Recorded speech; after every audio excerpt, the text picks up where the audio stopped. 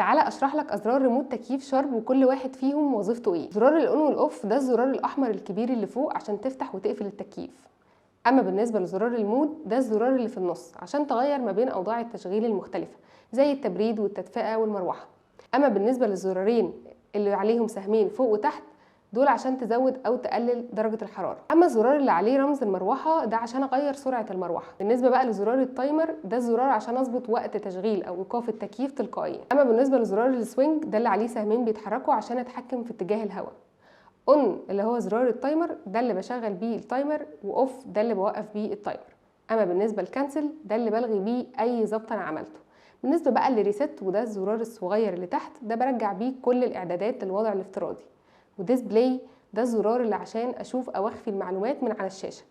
اتمنى يكون الشرح ده وضح لك كل حاجه، ولو عندك اي استفسار سيبه في التعليقات.